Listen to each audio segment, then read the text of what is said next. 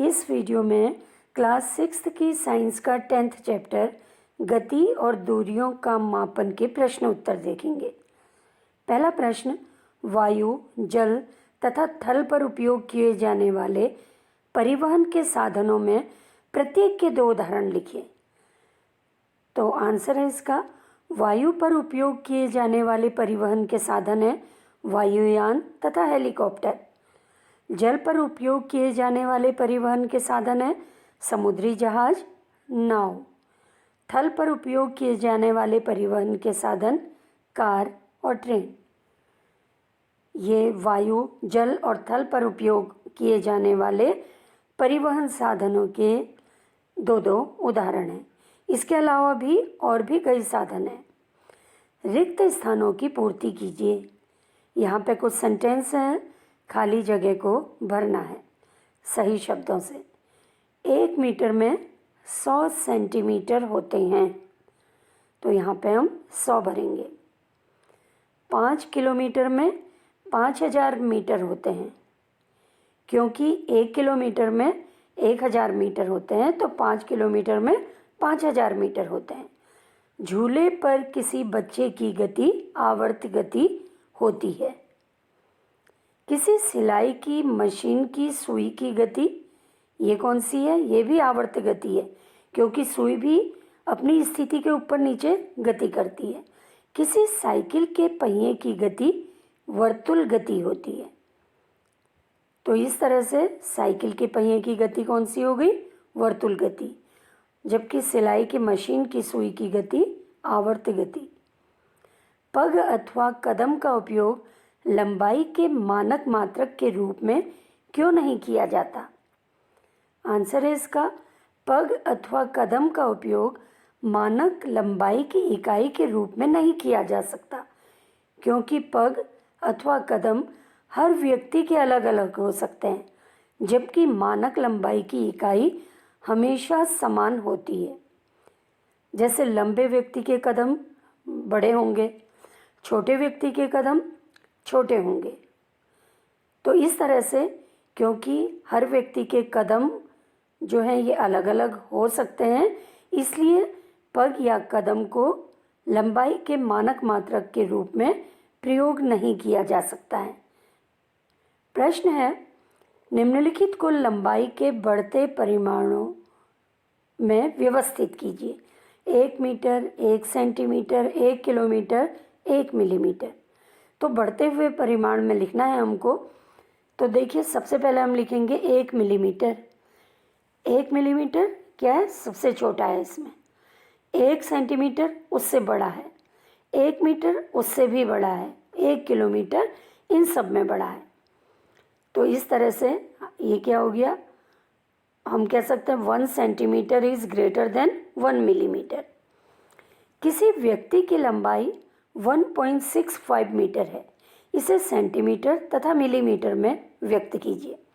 देखिए, व्यक्ति की लंबाई कितनी दे रही? 1.65 मीटर। अब क्योंकि 1 मीटर में 100 सेंटीमीटर होते हैं, 1.65 को हम 100 से गुणा कर देंगे। कितना आ गया? 165 सेंटीमीटर या 165 सेंटीमीटर। अब 1 सेंटीमीटर में चूँकि 10 मिलीमीटर होते हैं, तो 165 सेंटीमीटर को हम क्या करेंगे? हम 10 से गुणा कर देंगे। तो कितना आ गया? 1650 मिलीमीटर। यानी अगर व्यक्ति की लंबाई 1.65 मीटर है, तो हम इसको जब सेंटीमीटर में चेंज करेंगे, कितना आया? 165 सेंटीमीटर, और मिलीमीटर में चेंज करेंगे तो 1650 मिलीमीटर आएगा, क्योंकि 1 मीटर में 100 सेंटीमीटर होते हैं और 1 सेंटीमीटर में 10 मिलीमीटर होते हैं। अब तो 1.65 को मीटर को पहले हम सेंटीमीटर में बदलेंगे, फिर उसे मिलीमीटर में। राधा के घर तथा उसके स्कूल के बीच की दूरी 3250 मीटर है। इस दूरी को किलोमीटर में व्यक्त कीजिए। देखिए, राधा के घर और उसके स्कूल के बीच की दूरी हमें दे रखी 3250 मीटर। अब चूंकि 1 किलोमीटर में 1000 मीटर होते हैं, तो हम क्या करेंगे, 3250 मीटर में 1000 का भाग दे देंगे, इतना किलोमीटर हो जाएगा।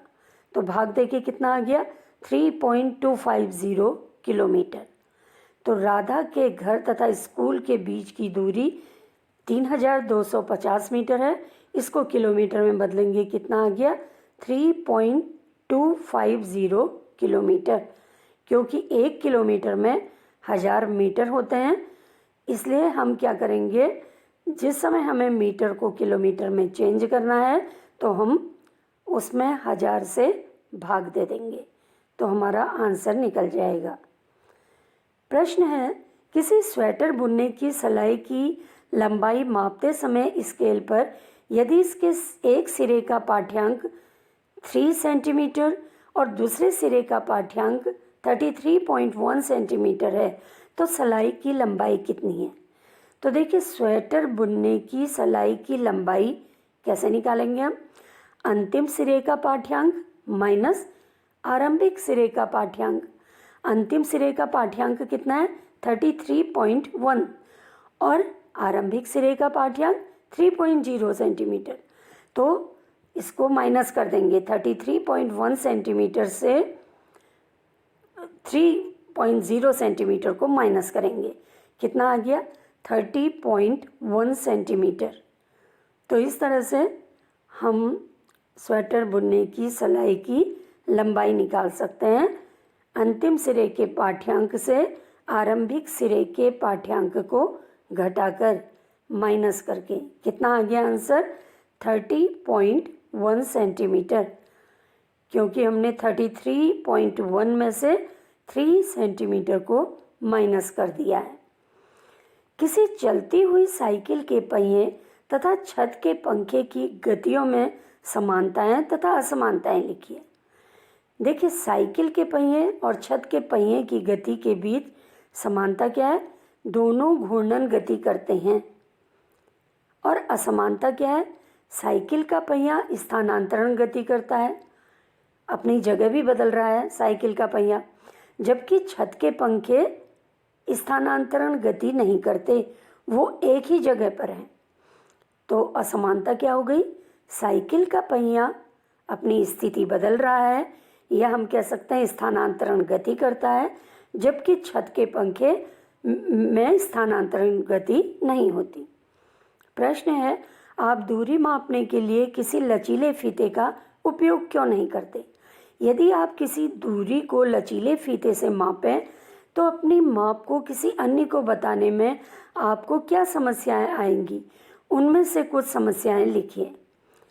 देखिए, लचीले मापन फीते को खींचने की दर प्रति व्यक्ति भिन्न भिन्न हो सकती है, क्योंकि लचीला फीता खींचने पर लंबा हो जाता है और छोड़ने पर छोटा हो जाता है, इसलिए इससे मापन सही नहीं होगा। क्योंकि जो लचीला फीता है, अगर कोई तेज़ी से उसको खींच रहा है तो क्या होगा, वो ज़्यादा लंबा हो जाएगा, और अगर कोई धीरे से खींच रहा है उसको, उसकी लंबाई कम बढ़ेगी। आवर्ती गति के 2 उदाहरण दीजिए। आंसर है इसका, देखिए, घड़ी का पेंडुलम और झूला झूलता हुआ बच्चा, ये आवर्ती गति के 2 उदाहरण हैं। ये आवर्ती गति के उदाहरण इसलिए हैं क्योंकि यहाँ पर ये वस्तुएं एक निश्चित समय अंतराल के बाद अपनी गति को दोहराती हैं। जैसे घड़ी का पेंडुलम है, अपनी बीच की स्थिति के दाएं बाएं वो घूमता रहता है।